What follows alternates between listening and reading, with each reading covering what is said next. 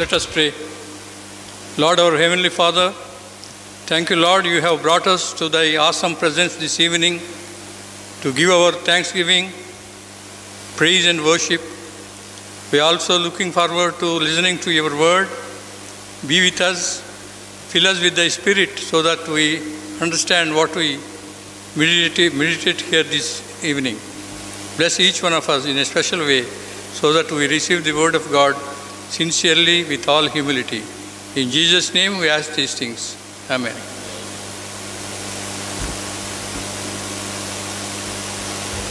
Beloved in Christ, we are in the 5th Sunday in Lenten season of this year, but I have chosen the text for meditation,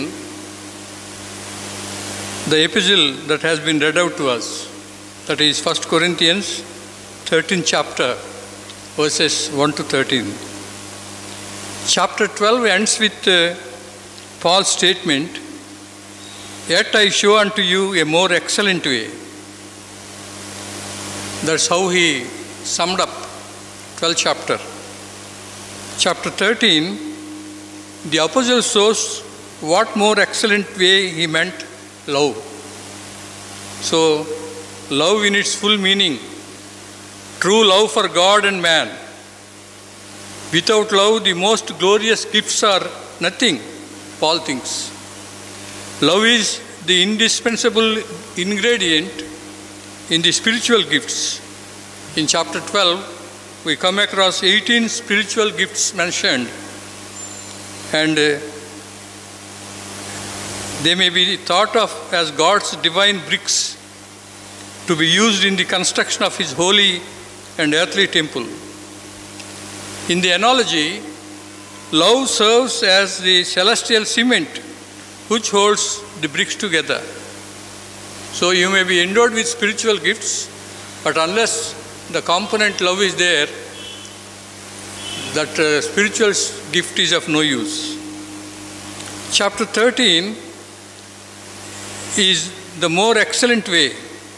It should furthermore be noted that God used Paul, the mighty theologian, to write the greatest poem on love in the history of the world.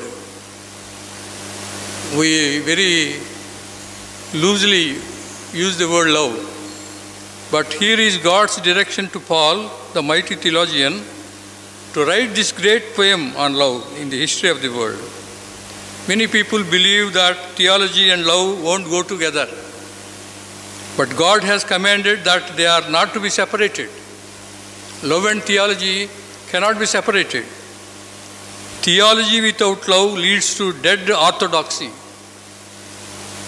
Love without theology leads to outright hearsay.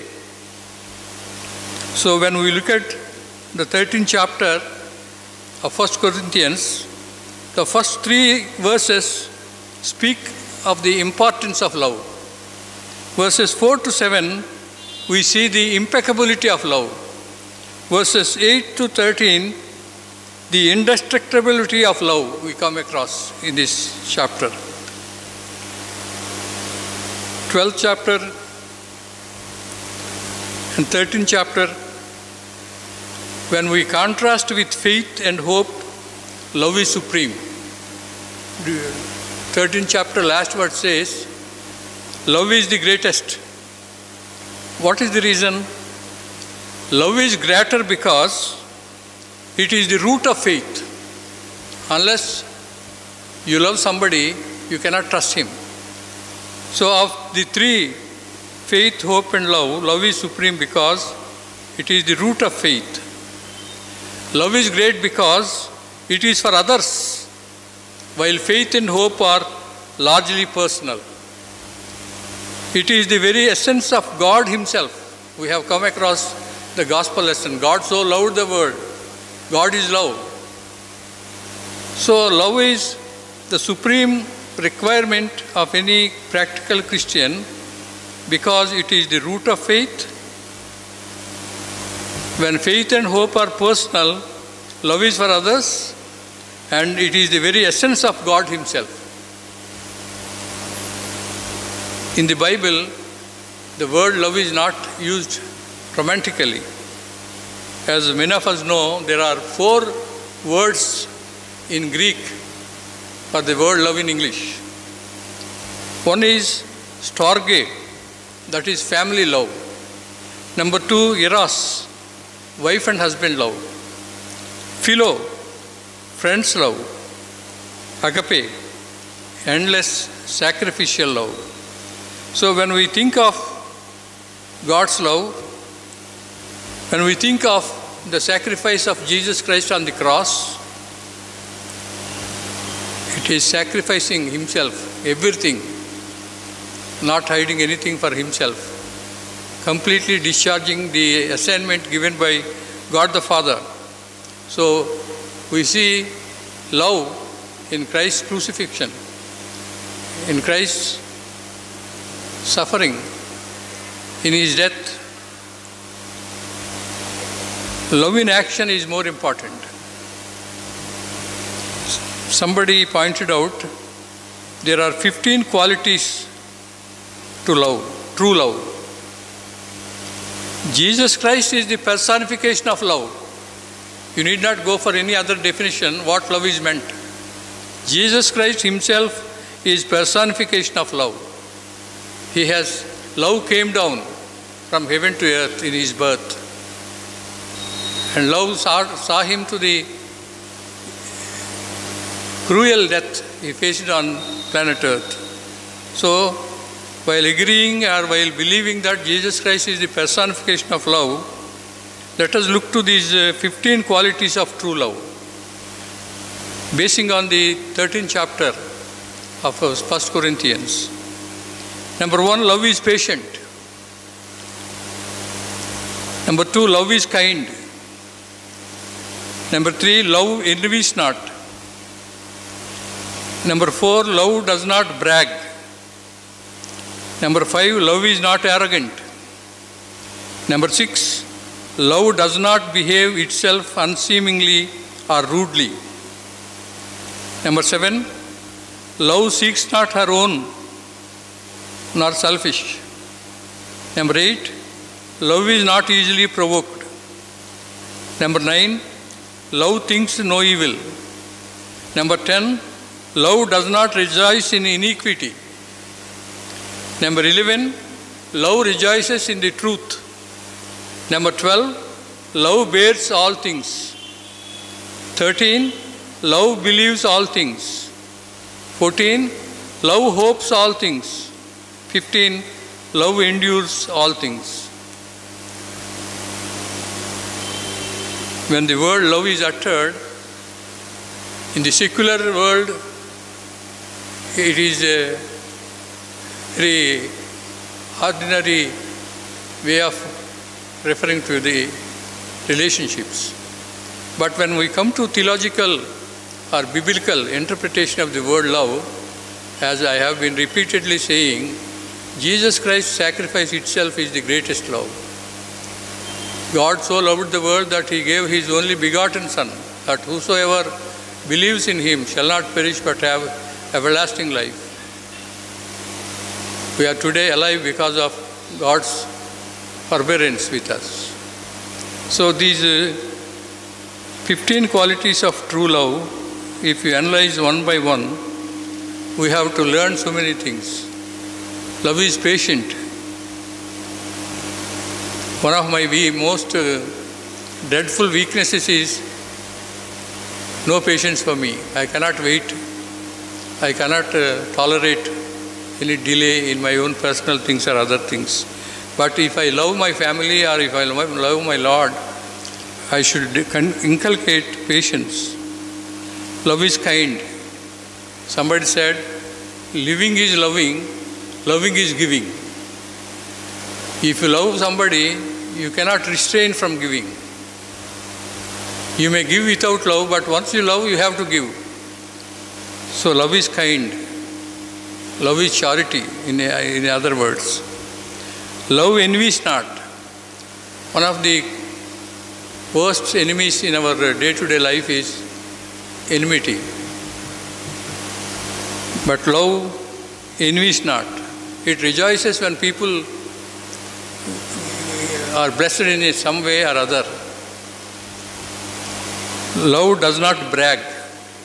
Most of us sometimes think that we have done this, we have done that for you, I am responsible for your upliftment. This way we brag, but love does not brag. Love is not arrogant. It's humility. Love is humility in a way. You cannot boast of, you cannot be headstrong. Love does not behave itself rudely. Very polite way of doing things. Love seeks not her own selfishness. Love is not easily provoked. Love thinks no evil. Love does not rejoice in iniquity. Iniquity means our sins, our transgressions, evil doings. Love hates them. Love rejoices in the truth.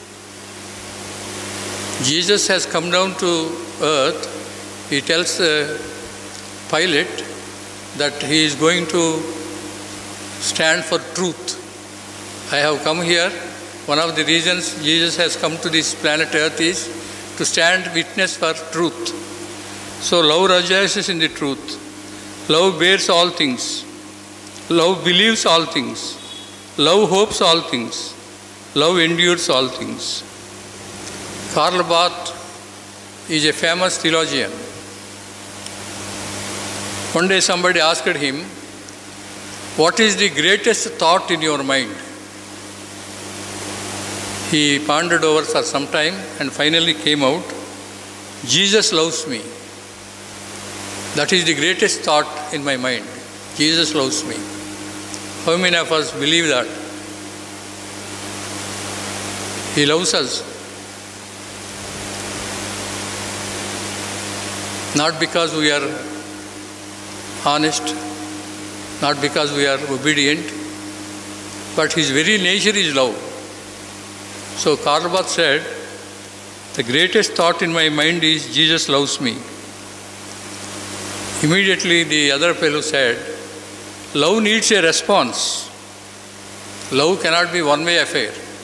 Jesus loves me, that's wonderful.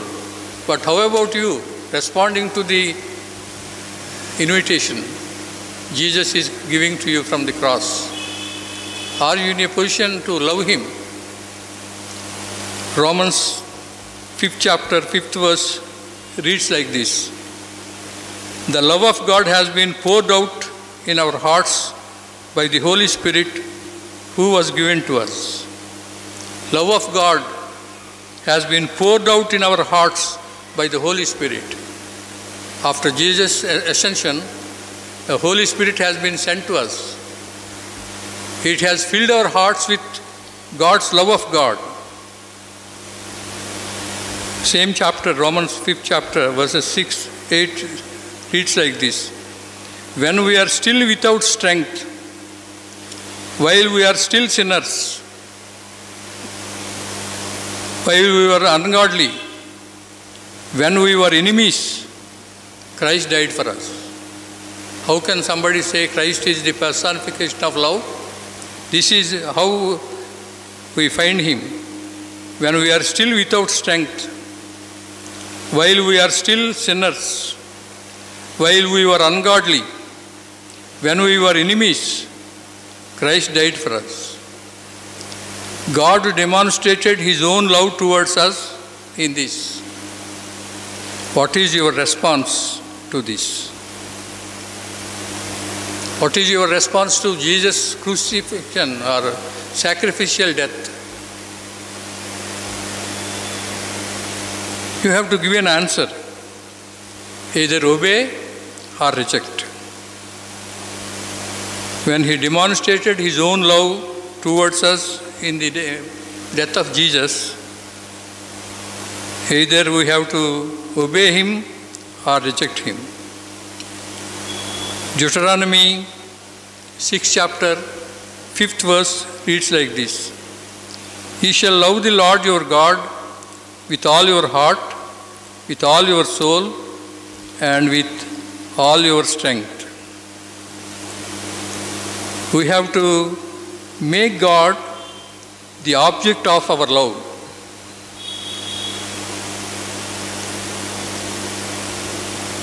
According to rabbinic tradition, there are 613 commandments in the Torah, which every pious Jew must keep.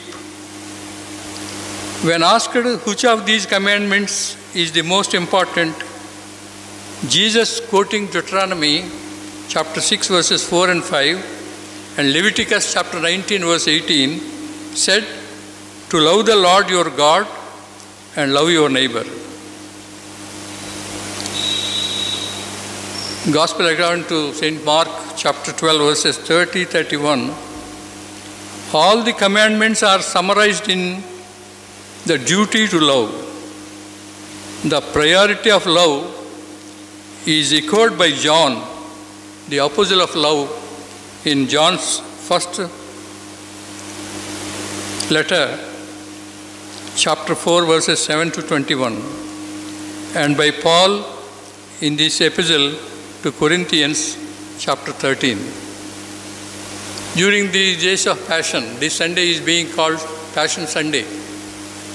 And this morning we have meditated on Genesis 12th chapter, where Abraham was called out and he was asked to leave everything behind and be separated for him, so that he be blessed and through him generations be blessed.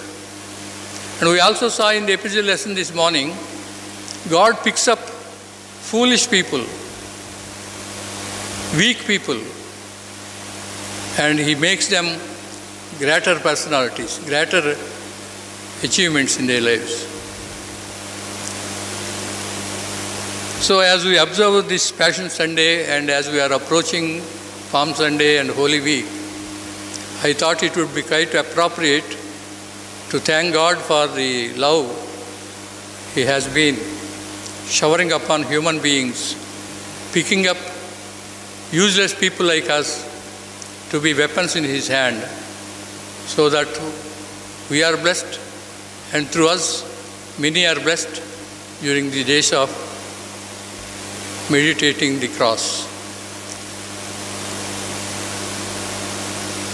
We are challenged tonight how we respond to the love of cross, how we respond to the greatest sacrifice, the agape, the Calvary love. He is asking us, I have done so many things for you. I have experienced agony. I suffered. I was humiliated. I shed my blood. In return, what you will do for me? How far you love me? This morning in the gospel lesson it is said, if you love anybody more than Jesus, he is not qualified to accompany him. Jesus wants first priority in our lives. Jesus is not plan B in our lives. He should be plan A.